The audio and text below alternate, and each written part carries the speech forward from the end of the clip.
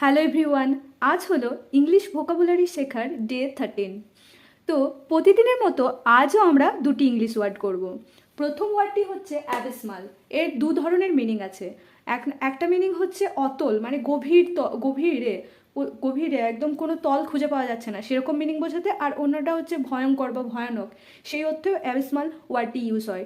তো ফার্স্ট যেটা হচ্ছে অতল স্পর্শী, সেটার যদি আমরা ইংলিশ সিনোনিম দেখি সেগুলি হলো bottomless, depthless, profound, immeasurable, unfathomable, very deep.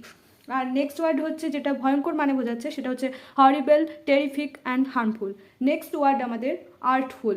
That means, এটা মানে হচ্ছে যে খুব চালাক চতুর ব্যক্তিকে বোঝানো হচ্ছে, খুব চালাক চতুর, এই অর্থে আর্টফুল ওয়ার্ডটা ইউজ হচ্ছে। এর ইংলিশ সিনোনিম হচ্ছে কানিং, স্লে, ক্যানি, উইলি। না, নেক্সট হচ্ছে সিমিং, ইনসিডিয়াস, ক্লেভার, ভালপাইন,